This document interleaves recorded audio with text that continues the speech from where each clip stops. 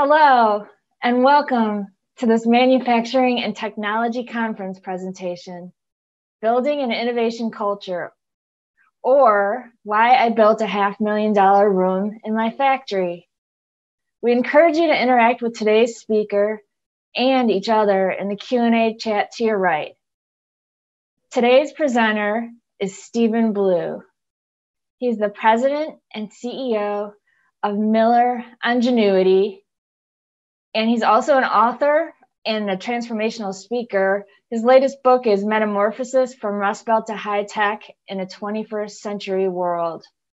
And he's a very valued IndustryWeek contributor. You can check out his full bio by clicking on the speaker profile below. And now, take it away, Steve. Thank you, Laura. Well, people ask me this question all the time. Why in the hell did I spend $500,000 on a room in the factory? And that cuts to the issue and to the question of why I built an innovation culture. And I can tell you, I remember clearly the night that the thought came to me. It was the night I had a heart attack. I'm in bed, and all of a sudden I start getting these horrible pains on my left side, and on my arm, and in my chest, and I'm sweating profusely, and I'm thinking this is kind of it. This is the big one. And as it turned out, it wasn't a heart attack. It was a panic attack. That's the night I realized that my business was crashing and burning. Well, maybe a better way to put it would be slowly sinking instead of crashing. That's the night I realized I had to do something about the culture. And more importantly, I had to do something about the sales problem I was having. And let me just show you what that was. What happens, and if you're a CEO, you may know this. If you're a CEO, you should know this, is when your business starts to deteriorate, it's a very slow process. It's not really quick. Normally, it's not really quick, although sometimes it can be. The pandemic that we're in is a great example of how quickly a business can go belly up. But normally, it's, margins are eroding a little bit over here. Sales are a little soft over here. Competition kind of picked up one of your product lines, or maybe the competition is now selling to one of your customers when they weren't before, and it's all kind of slow. And by the time most CEOs, who, by the way, are fat, dumb, and happy, become not happy, by the time they realize what's happening to them, what's happening to their business, most of the time it's too late. And I didn't want that. I could see all those signs in my company, and I wasn't going to wait for the end stage to do something about it. So let me just show you a little bit about what my product line was before. And this is part of the problem. I was all dumb metal and plastic, and these products had very thin margins, and they were getting thinner, and lots of competition. Anybody can do these kind of parts, particularly the Chinese. And so I could see that if I didn't do something about that problem by creating more innovative products, creating products that aren't dependent upon competition from the Chinese, aren't dependent upon low technology products that really have some space to them and have some innovation and intellectual property protection to them. And that was where I discovered what my problem was. And what the solution was a whole different story. So if you look at this, I have a process I call it the 7 values of ingenuity, where it's a whole process of transforming your company from what it is to what it needs to be. And then after you've done that, and only after you've done that, then you can ignite innovation. And then lastly, once you've done that, you can disrupt the marketplace. So it's a whole process and a whole solution, and almost a template, if you will. Well, some of that is beyond the scope of today's presentation. You can call me or you can email me, and I'd be happy to tell you more about it. So I'm only going to cover the ones that are specifically engaged in the culture situation. Now, this is the whole process. Now, don't let this scare you, because we're not going to go over every one of these today. We're only going to go over the most important ones. And these are what I call the 7 values of ingenuity. Now, these happen to be my company's values. They don't necessarily work for your company, and they don't necessarily need to be in your company, although there are some that I would argue should be part of everybody's company. This just happens to be the set of values that my company operates under. And notice that on the far right, we don't get to innovation until we've done all the legwork and laid all the foundations for cultural transformation. That has to be done absolutely first before you get to innovation. So don't think that you could just jump into innovation and it's going to work, because if you don't have the foundation built with the correct culture and the right people, it would never work. So we're just going to go over some of the highlights of this. But before we do that, I want to read to you a human resource department proverb, which states, "Don't do anything that might upset anybody." I'm only half joking here, because the human resources department usually wants to keep people happy. They think that's their job. Well, and they think if people are happy, they're productive. Well, that ain't necessarily so. People are happy. That just means they're happy. It doesn't mean they're necessarily productive. So my caution to you is, if you're going to travel down this road of creating a culture of innovation, that's going to involve a whole lot of change. And a whole lot of people aren't going to like that change. And a whole lot of people need to be asked to leave the organization if they don't want to embrace it, if they don't want to carry it forward, and if they don't want to be part of it. Sounds really great and cool to be part of it. Yeah, an innovative culture. That's great, man. I love that. But there's responsibility and accountability that comes with that. And a lot of people are used to just kind of punching in the machine, no decisions to make, no accountability to have. And that's the kind of person that isn't going to like this process at all. Now, I'm just going to cover a few organization characteristics, if you will, between cultures that are not innovation and cultures that are innovative. Skill obviously is one, and a low innovation culture, the skill is low. You don't need it to be high. And creativity is low. You don't need that to be high when you don't have an innovative culture. Teamwork is very low. And the culture and a not innovative culture is a culture by default, not by design. And that every organization you're involved with has a culture. Your church has a culture. The school your children go to has a culture. Your business has a culture. But most cultures are by default. They're by accident. Nobody knows what they're all about. Nobody knows why. Some people can't even identify what their culture is. And I say in my proposition in the 7 values of ingenuity is, you need to create a culture by design and not by default. Now, here's what I do not mean by that. Some people think when I say, I have a great innovative culture, they think, yeah, this is the free beer and pizza for lunch crowd. No, it's not. This is what the human resources department wants to have. They want to have a bunch of people happy, bringing pizza, bringing beer for lunch, and then things will be great because they're happy. And then they don't end up in the HR's office to complain about things. That is not what I mean by an innovative culture. Now, here is what I mean by an innovative culture. Usually when I'm live, always when I'm live, I ask people in the audience, do you know what this is? Almost everybody knows what this is. Unfortunately, it's Cirque du Soleil, by the way. Unfortunately, they went belly up as a result of the pandemic, which is just a shame, because Cirque du Soleil is a perfect example of a fabulous, innovative, productive culture by design, not by default. And actually, they're a great business case study too about how they reimagined the circus industry. That's beyond the scope of today's speech. Anyway, here's the thing about Cirque du Soleil. When I talk to people about creating an innovative culture, I say conceptually, I want you to think Cirque du Soleil. Now, what is Cirque du Soleil? Well, it's a bunch of phenomenal performers who come to work every single day with a mission to do better than they did yesterday. Now, some CEOs tell me, you can't expect us to be like that. I mean, this isn't a circus. It's not an opera, whatever the hell they are. Well, then I say to them, don't you want an engaged workforce that comes to work every day with one mission to do better today than they did yesterday? Well, of course you do. I mean, why wouldn't you? So conceptually, that's what I want you to think about as I go through some of the elements of the 7 values of ingenuity, and I'll go through the more important ones, but conceptually, this is what I want you to think about. Now, first, you have to build leadership credibility.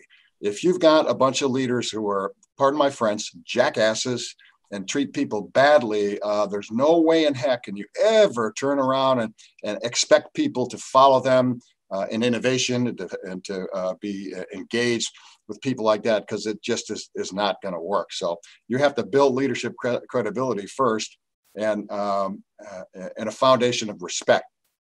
Now, when I first came to my company, you wouldn't believe the language that people were using out in the factory. I mean, it was horrible. It was, I'm not talking damn, I'm not talking hell. It was just horrible. First thing I did when I started to reorganize and transform my culture was I got all employees together and I said, from this day forward, I have a zero tolerance policy for that kind of language. I said, I'm not talking about damn, you hit your finger, you hit thumb with a hammer. I'm talking about, you guys know what I'm talking about. Well, I knew I would be tested. And within the first 2 hours of that announcement, I had to fire somebody. I said, there's not going to be any warnings. You don't get a warnings. It's not like a skill that you're trying to learn. And if you don't learn it at first, you get a warning and you get another shot to try it. This is the kind of thing you don't get warnings on. Fired my first person within 2 hours. The very next day, I fired 3 more people out of the factory. By the end of the week, I was wondering if I'd have anybody left to work for me. But that was so critically important to put that stake in the ground, because how people work together is generally rooted in language, isn't it? And people can't possibly respect each other and work together productively as a team if they talk to each other this way and they treat each other this way. So that's the very most important thing. And you got to start at the top. You got people at the top that are really bad leaders. You can't fix them. You have to just get rid of them as part of your whole transformation process. It needs to start at the top. Now, I'm going to spend most of my time today on the issue of teamwork. I'm not going to deal with community. That happens to be a special value that we at Miller Ingenuity have. And I can make an argument that employees who want to contribute to the community and want to work for a company that contributes to the community, that kind of cuts both ways. They tend to be more productive, more honest, more forthright, more, Midwestern work ethic, if you will.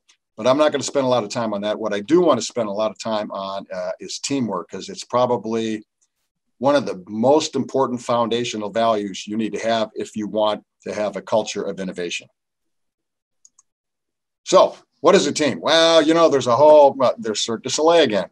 There's a whole lot of talk out there. There's a whole lot of things written out there, a whole lot of definitions about what a team is. To me, it's a team is a highly integrated, highly autonomous group of talented people, highly committed to the team and each other in the pursuit of extraordinary results. Now, that's a mouthful, isn't it? But the important parts of that is a highly integrated, like this, highly autonomous. They work on their own. They don't have to have a boss telling them what to do. They're very talented, but they're committed to the team and each other in the pursuit of extraordinary results. So my question to you is, if teamwork is so great, why the heck doesn't everybody do it? Now, if you ever look at the corporate statements, you look at the credos, you look at all the things companies say they are, they all say, yeah, teamwork, that's us. We are teamwork. That's what we do. Well, everybody says that, but most people suck at it, really. Some companies excel at it, but most of them don't, because first of all, teamwork is an unnatural act, generally, because what's happened is, especially people who've been working for a while, people that have been in the workforce 10 or 20 years or longer, they've been trained their whole working lives not to be a team. They've trained their whole, they get evaluated as an individual, not as a team. They get paid as an individual, not as a team.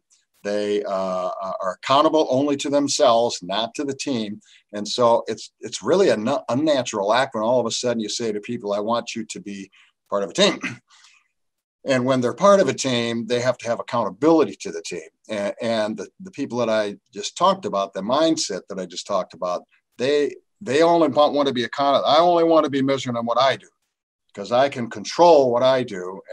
Don't tell me that I have to be measured by what the team does, because I can't control what the team does, but I can control what I do. Fact is, they're right on both scores. you can't control what a team does, but you can contribute to a team. You can be part of a team, and a team collectively can achieve important things. But most people haven't been trained that way. Most people haven't been indoctrinated that way. Then when you tell them, so when you're interviewing somebody, they go, yeah, this company I hear that's got great teamwork. Boy, I sure want to, give me some of that. Fact is, once they get it and they realize they're accountable to their teammates and not just for themselves, some people just run away from that. They can't deal with it at all, because with teamwork comes accountability. Now, there's a couple of myths I want to cover. The chart on the left is conflict. Now, most people, when they get into a group, most CEOs, most leaders, they get into a group, they don't like conflict. Let's keep everything nice and calm here. And you hear, have you ever heard this? Let's take it offline. That's like the death knell for conflict, because people don't want to deal with conflict. They don't know how to deal with conflict productively. And heaven help us, don't let the boss know that we have conflict. I look at that exactly the other way around. If you don't have conflict, you don't have progress. If you don't have conflict, you can't have innovation. Conflict is the tool, the fire that ignites all of innovation. And any development or a new idea in history came about as a result of conflict. So you don't want to discourage that. You want to tell people, yes, conflict is okay. Not only is it okay, I expect you to engage in conflict. And then you teach them the productive tools of conflict. There is a way to deal with conflict productively where it's not offensive and where you can actually accomplish things.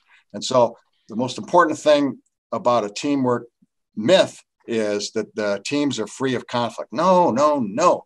The greatest teams got a ton of conflict, and that's exactly what you want. So let's assume you've got your team going, you've got your respect for your employees, you have a good leadership team that treats people properly.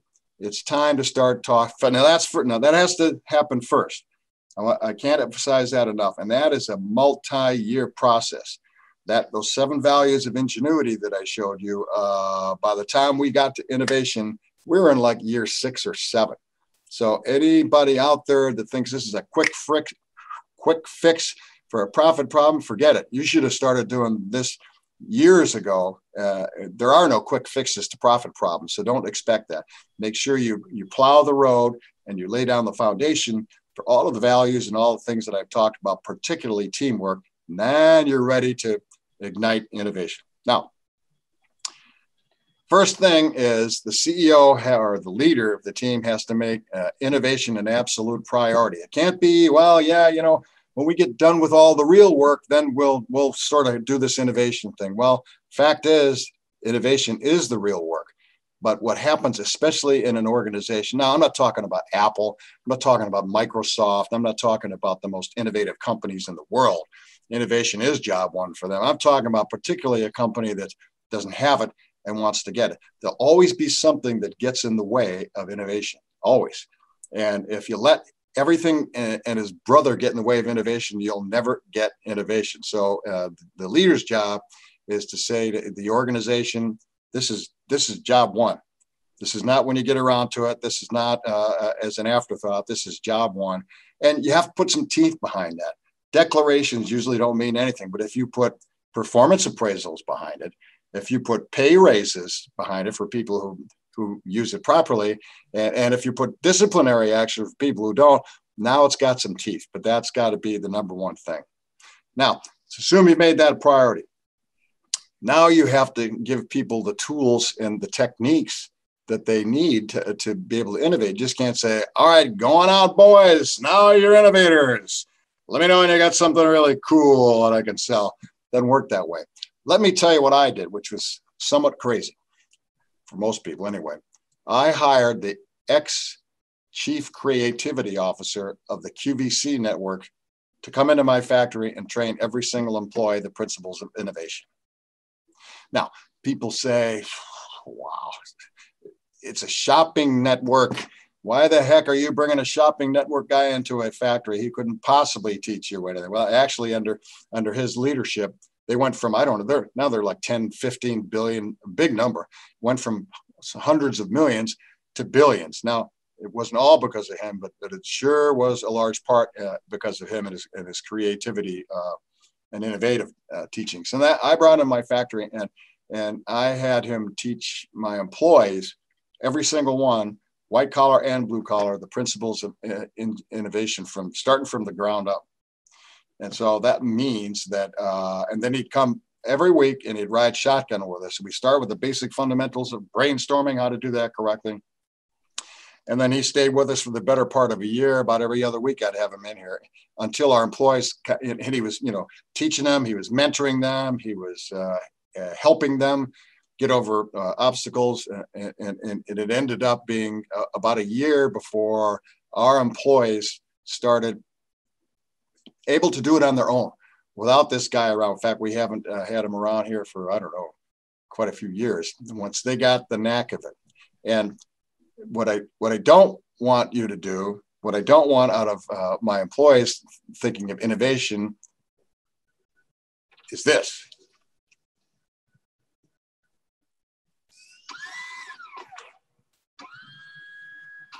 Yes. Please repeat the objective.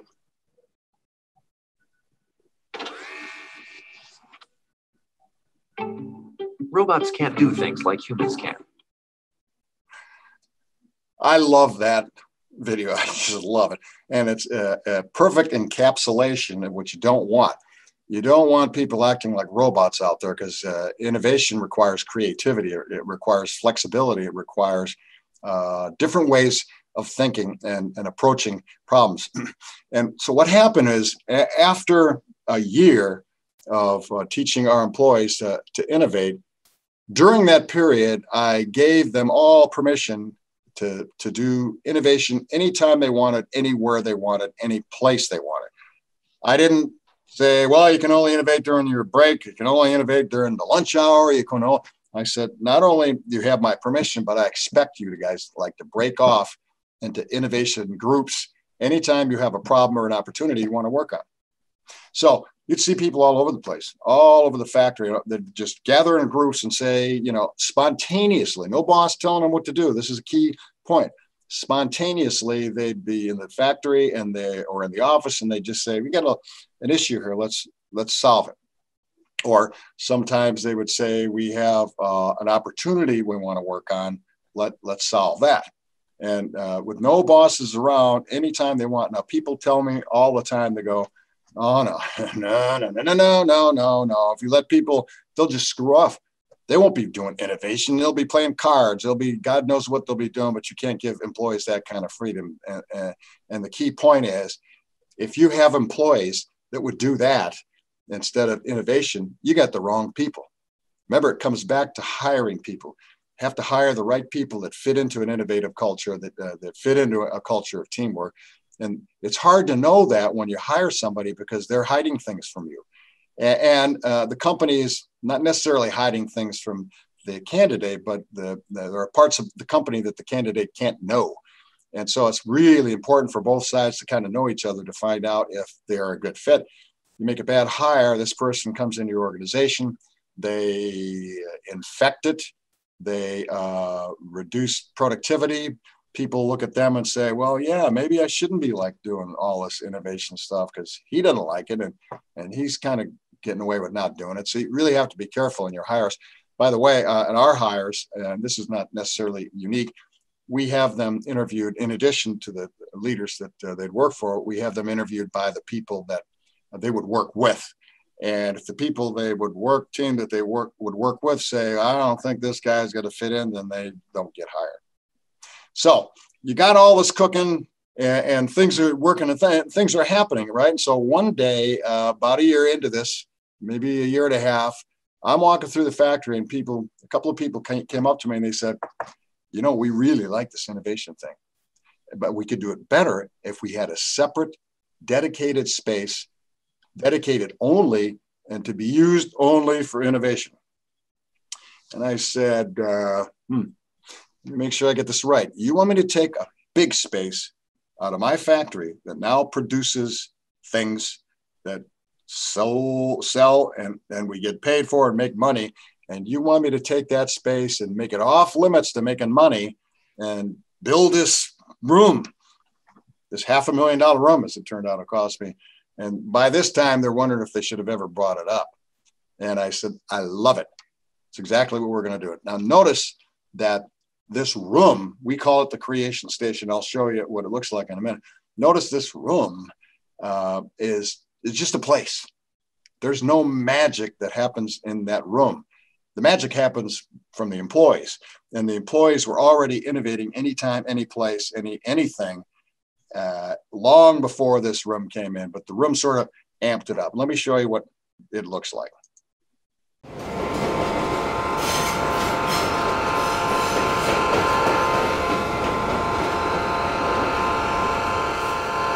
Hi, I'm Steve Blue, President and CEO of Miller Ingenuity.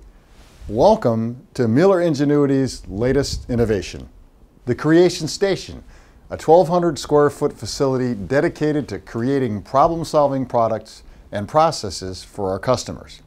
We think it's a first in the manufacturing industry and certainly for a company our size. The Creation Station is both a collaborative workspace and a state of mind.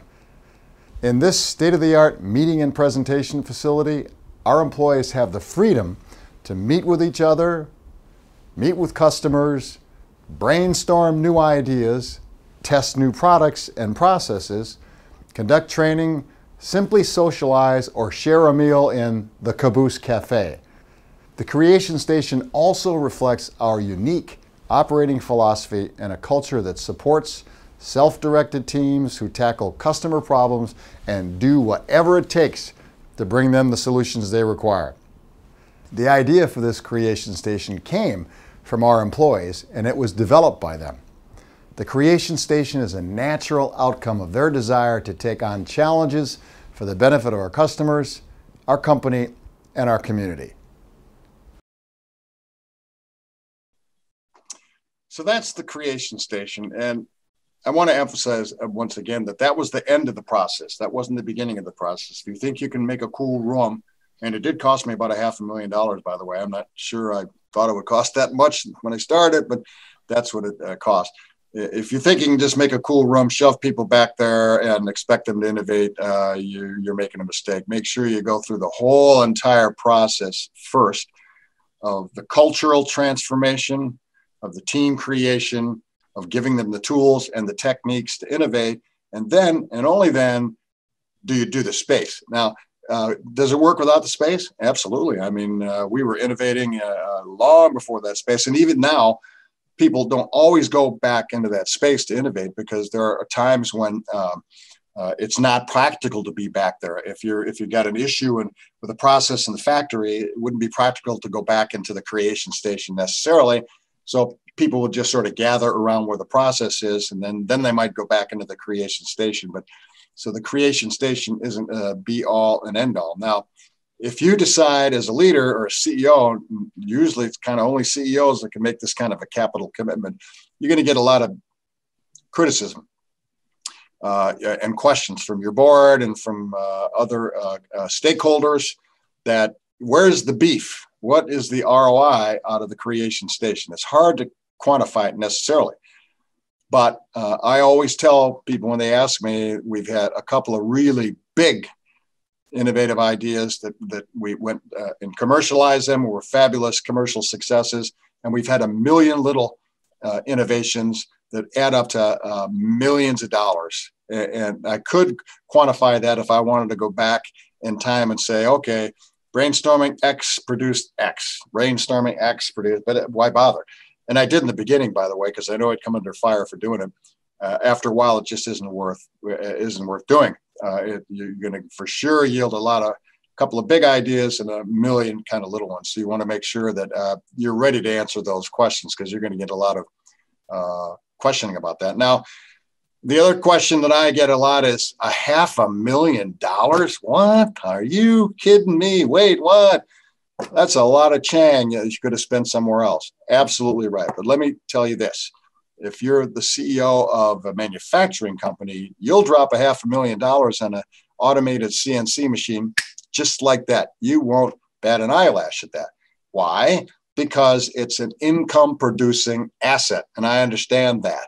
So is my creation station. It is an income producing asset every bit as much as a machine tool is. And until you start as a leader or as a CEO wrapping your mind around that concept, you will have trouble with this concept of a creation station. Now, let me just show you more specifically. Here's the before and after. You remember this on the left side of your screen, the product set that we had before, and then the products that we have now, and the after. Actually, we have both now. I mean, I didn't throw that product line away. We just created this one. This one here on the right is a high technology safety product, saves lives and on track workers' lives on the railroad, without getting too specific about it. And this thing here, okay, so the skill set and the innovation required to this is nothing. You stick a thing in a thing, put a thing on, clamp a thing down, boom, boom, boom, you're done. This is a very highly sophisticated electronic device. It's got GPS in it. It's got lasers. It's got radar. It's got cell phone coverage. It's got all kinds of devices to monitor its own health. It produces what's called a self-healing network. So if you have like 8 of these out and one of them fails, then the system automatically reroutes itself to the other 7. So it's a highly sophisticated device. And just imagine what the skill set, the innovation potential and output, if you will, is between this and this. Now, clearly, the workforce that produces the product set on the left, the dumb metal set, it's difficult to just say, okay, now you're electronics engineer. So that's one of the things you have to be careful of. You don't want to throw the baby out with the bathwater. And you don't want to, as you're doing this cultural and innovative shift, people will be concerned that if I can't make the trip, I'm going to get fired. No, we love having you do this right here. And we'd love to have you learn how to do this. But there's a place in our world for both, because you don't just throw out profitable product lines just because you got new ones. And so communication is very important. You have to be sure that you communicate very well with people. Okay, here's what we're going to do. And there are no cool kids, by the way. When we started this, there started to be an impression of you in the factory that if you were working on, it's called Zone Guard, that product on the right, electronic product, you're one of the cool kids, and because you're the future of the company. And us dumb metal guys on the left are not cool kids. I would constantly emphasize in every employee meeting, there are no cool kids. I mean, you guys on the left here producing the dumb metal products are paying the way. You're paying the freight to produce the electronic and the highly innovative products. And so don't ever think that you're not just as important as they are. And then over time, we've migrated people from the metal products into the electronic products, because eventually the ones on the left, the metal products, will go out of business. They will become obsolete, and so you really need to migrate your employees going forward. And it's spectacular, the number of people that used to do only the metal fab products are now really, we did what's called a demo cast the other day. It's kind of new. It's going to maybe put trade shows out of business. And my employees that used to work on the metal products were participating in a live virtual called a demo cast, where there's 50 or 60 potential customers out there. And so they made a presentation of what the electronic product is all about. And then they fielded questions after the product presentation.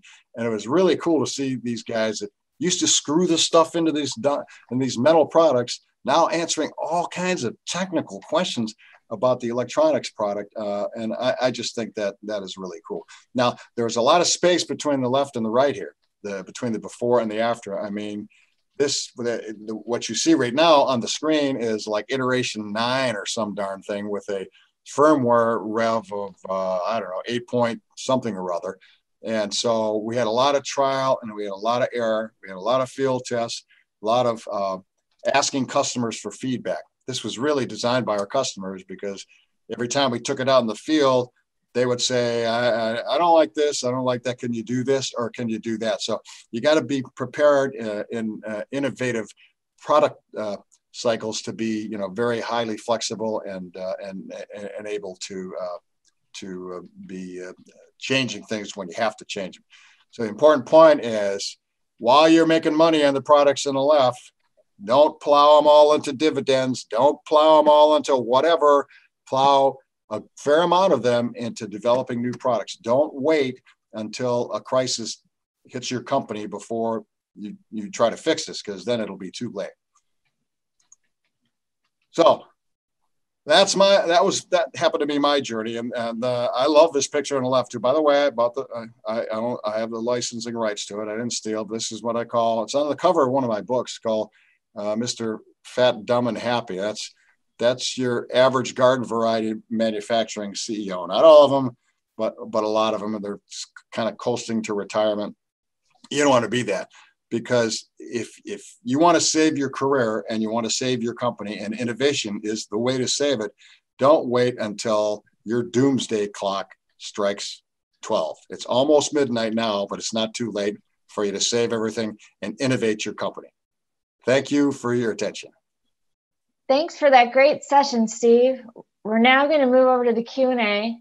So get your questions ready if you haven't already submitted them.